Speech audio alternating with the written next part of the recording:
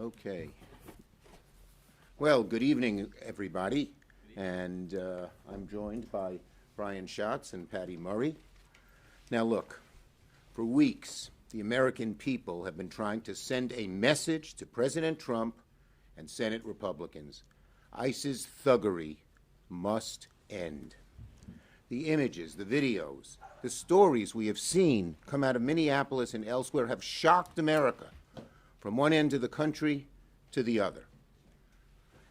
After not one but two American citizens were killed by federal agents in the last 2 weeks, the nation is reaching a breaking point. People are hurting, people are afraid, people are angry.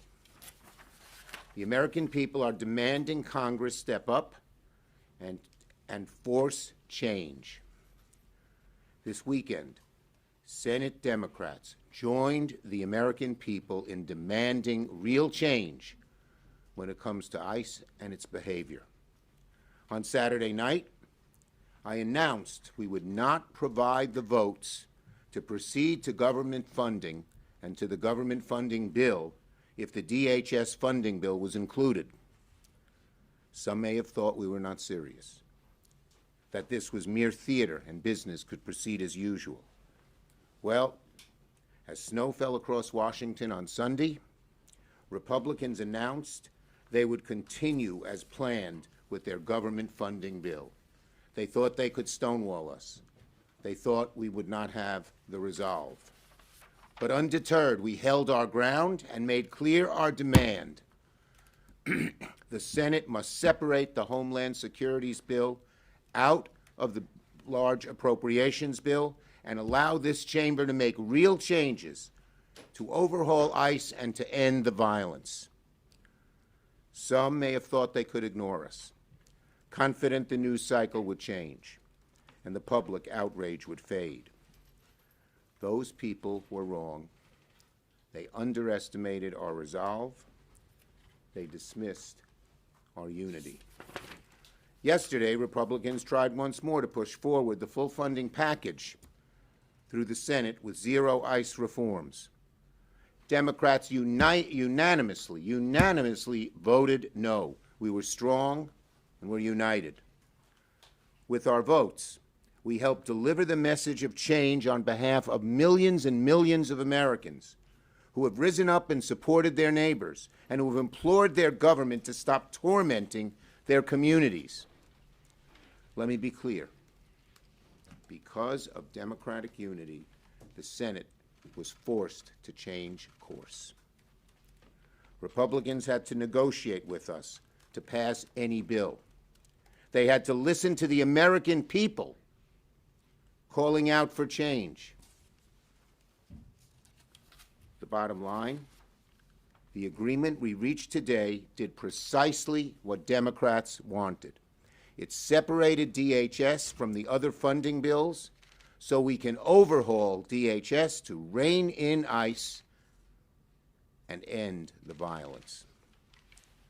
Now, there are two steps to this whole process. First, separate the bills, which gave us the ability to fund 96% of the government while letting us now focus on overhauling the DHS bill. That was step one. Step two is now drafting strong, common-sense legislation that reins in ICE and ends the violence. I want my colleagues to listen closely. I want my Republican colleagues to listen closely.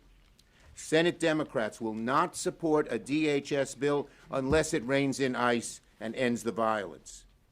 What are we demanding? We demand ending the roving patrols. These are our three objectives. One, ending the roving patrols. Two, enforce accountability. Three, masks on, body cameras off. Masks off, body cameras on, no secret police. Every officer must have clear identification. That's what we're demanding. Those are our three objectives. And there will be specifics under each of those. We will know soon enough if our colleagues understand the stakes, if they understand how serious we are. The American people want change. Senate Democrats want change. If our colleagues are not willing to enact real change, they should not expect Democratic votes. Let me say that again. If our colleagues are not willing to enact real change, real strong change, they should not expect Democratic votes. We have only a few days to deliver real progress for the American people.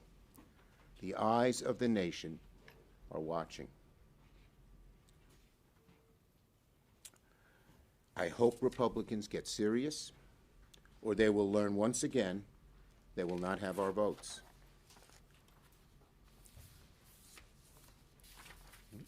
One more. The bottom line, let's find this last page. I'll find it. Nope, he didn't. Anyway, the bottom line is very simple. The American people are crying out for change. They see what's happening on our streets. They see the thugs. They see the goons. They see people being shot and killed. They see people being punched and pushed around and treated like garbage when they're American citizens, when they're here legally, when they're people on the streets. They want it stopped. We want it stopped. This is not America. Not America. And when you see those images, you know that something is dramatically wrong and it must change. We are fighting to change it. Will our Republican colleagues join us? Now, Patty Murray has done such a great job here. She really just put her every bit of her into making this happen. Couldn't have happened without her. I'm proud to introduce Patty. Thank you, Joe. Thank you. Well, all week, Senate Democrats have been exceptionally clear. We cannot and we will not pass the DHS bill until ICE and CBP are reined in. We laid out a clear and common sense path forward past these 5 funding bills we all overwhelmingly agree on, while splitting off the DHS bill and forcing Congress to take action to rein in Kristi Noem's out-of-control department. And tonight, that's exactly what the Senate did. Look, this is a pretty somber moment that we are in. I very seriously doubt the White House would have agreed to renegotiate constraints on DHS if not for the national outcry from the American people. America saw the killing of Alex Preddy, and America was rightly enraged, not even 3 weeks since the killing of Renee Good. And understand, the country witnessed that awful killing after weeks of seeing nonstop scenes of brutality on the streets of Minneapolis. But because the American people said enough, we were then able to press the Republicans to split off the DHS funding so we can now work on oversight. And over the next few days, Senate Democrats will be focused on negotiating real restraints to put an end to the chaos we're seeing on our streets. For years, Republicans have warned of rogue federal agencies infringing upon people's most basic constitutional rights. That, of course, is exactly what is happening now. So if they are serious about those warnings, if Republicans are serious about preventing Americans from being murdered by masked federal agents, they will work with us over the next 2 weeks to rein those agencies in, which is what the vast majority of Americans are demanding we do. If Republicans want Democratic votes, they need to work with us to end the unacceptable brutality we are seeing in Minnesota and elsewhere. I'll be doing everything I possibly can to ensure that Congress acts and that we meet this moment. And in the meantime, we have torn up Trump's budget and written a new one by passing 5 more funding bills for the year ahead. The message to President Trump is America will continue to fund cancer research. We are going to keep investing in affordable housing and tackling homelessness. Congress will not abolish the Department of Education. That message in this bill is headed his way, and he's going to sign that bill into law. Importantly, these bills ensure that Congress, not President Trump or Russ Vought, decide how our taxpayer dollars are going to be spent by reasserting Congress's power of the purse. Getting these bills signed into law means President Trump and his cabinet secretaries will no longer have the legal authority to unilaterally defund programs to fund their own priorities or to pick and choose which projects to fund. That matters. That matters, and it is a very important victory for the American people and for our democracy. We have to remember that Congress is a co-equal branch, but it has to act like one.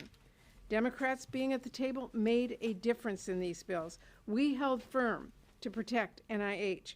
We held firm to protect affordable housing. We held firm to protect public education.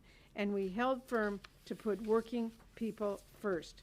And because we held firm, we got major concessions out of Republicans, forcing Congress to do the right thing on many, many issues, even if it meant going against Trump, something that was unthinkable this time last year.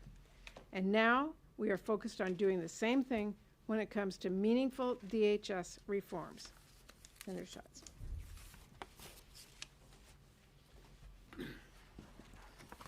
This is one of the most important moments in this Congress. This is a bipartisan rejection of DOGE. This is a recognition of the importance of funding 96% of the government. It is that. And we are hopeful about that. And we are glad about that. But it's also about what comes next. This also puts us in a position to negotiate over some very simple principles. This is not an immigration negotiation. This is not a question of partisanship. This is a question of whether you think it's okay to have a person with no badge and no ID and no way to even know that they are a law enforcement officer come in and rough up your neighbor or your family member. And so the next 2 weeks are essential. Agents need warrants. They need to properly identify themselves, take off their masks, and wear body cameras. And understand what we are asking for is what police departments do, is what your local cop does. It's what any well-trained law enforcement force does. We're not asking for some progressive wish list. We're asking for these individuals to conduct themselves at least to the standard of your local police department. The status quo is unacceptable. I've never seen anything like this. Not just in terms of the brutality on the street, but also the bipartisan, nonpartisan rejection of what people are seeing. And the attempt to kind of wedge this back into a partisan box is backfiring because people are seeing with their own eyes what is happening on the streets of Minneapolis and in many other places across the country. It has to stop, and if it doesn't stop, we do not intend to provide our votes. Ready for your questions? Senator Schumer. Yes, don't yell out, please. Leader Schumer, how do you anticipate the next 2 weeks to go? Will you negotiate with the White House? Have you had those conversations? Essentially, how will you make sure that these provisions end up in the final bill? Look, we intend to negotiate with Leader Thune. We will need in the Senate a majority of votes, 60 votes, to pass the Homeland Security bill through the Senate. So we expect to negotiate with them, and it's on them. We're ready. We have a strong group of proposals. They're common sense. They're what the American people want us to do. It's on them. Yes. Thank you, Leader Schumer.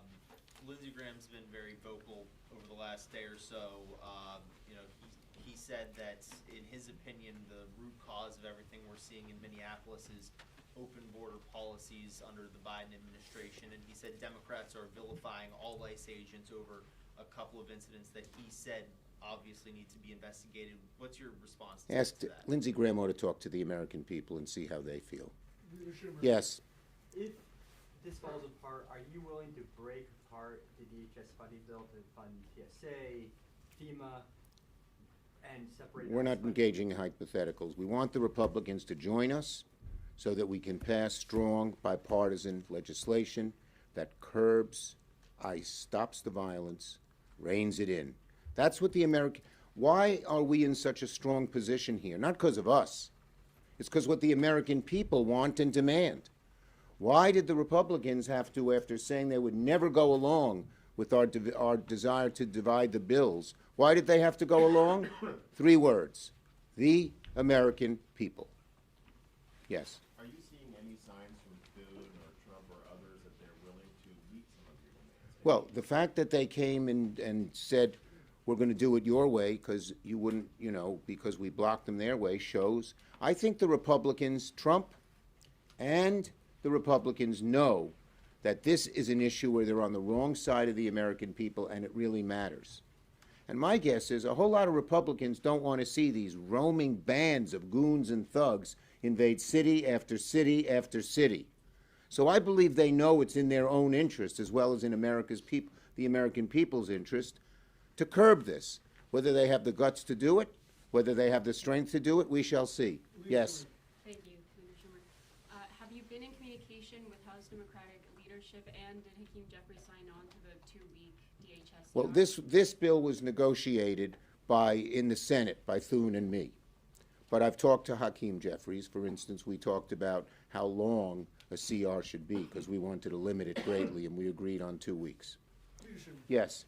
On your requirement for the mask off, several Republicans. On the requirement of the demasking, the mask off Yes. agents, several Republicans have raised concern about that because they say agents are being doxxed, and that's why they're wearing these masks. They don't want to be doxxed. Look, the whole ICE needs discipline, training, etc. Given the brutality, given everything they've done, we need real ID, plain and simple. And to have a law enforcement officer with no ID pick someone up, throw them in a dark room, and they don't even know who they are, we don't even know if they're law enforcement agents. So we have to have real ID, plain and simple. Yes.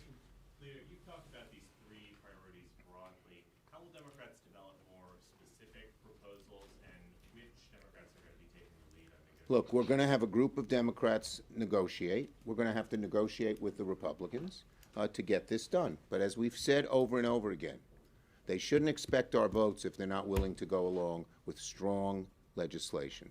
Yes, go ahead, finally. No, you. No, he's been trying very hard. Thank you very much, Eric Garcia at The Independent.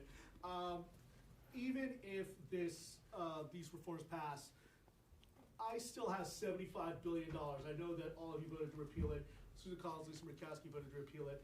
How do you assure the American people, you mentioned the American people, that these reforms will actually be meaningful when ICE still has $75 billion to play with? Well, one of the things we want to do is to make sure that the reforms we have apply to all the money that ICE is now spending, no matter where it comes from. Did you want to answer that? No, that's been your... Yes. Just in your in terms of getting these demands, did you have any direct conversations with President Trump while you were negotiating this, and do you intend to engage him over these next 2 weeks, or do you want to sit down with him to try? We need Democrats and Republicans in the Senate to pass this, so I'm going to talk to Thune. Whatever he wants to say to Trump, and whatever, you know, if Trump can be constructive, great. But when I mean, right now, Trump is being destructive. It's his force. It's his ICE force. It's his roving band of thugs going across the cities. Thune and I are the 2 leads on the negotiation. Okay? Yes. From a practical standpoint, funding is going to lapse at the end of today for a weekend or 3 days or whatever. I was wondering, for Americans that are really confused as to what that means, what does that mean? Is the government actually going to shut down? Are there going to be any effects for Americans here? Are you able to explain that so that people understand what this about to happen for the next 3 days? Unless Chuck knows the answer to that at the technical level, I would honestly defer to OMB because I'm not sure Yeah. how it actually operates. It's the Trump administration. Ask them. Yeah. Okay. You saw 2 Republican votes with you to try to rescind the 75 billion for ICE. That was, I believe, part of the Yeah, reconciliation yeah. package. Given that you have a little bit of Republican buy-in, do you expect that to be at all part of these conversations? Well, look, we expect that our Republicans will join us in every part of the conversation. But as has been made clear by the 3 of us, plain and simple, it's up to them to get our votes to join us. It's on their back. We're ready. We know what we want. We think the American people very much want it. The end the rolling patrols, the enforce accountability, and masks on, masks off, body cameras on. No secret police. Secret police in America? What the heck is going on? Okay? Thank you, everybody. Thank you. Now we move on to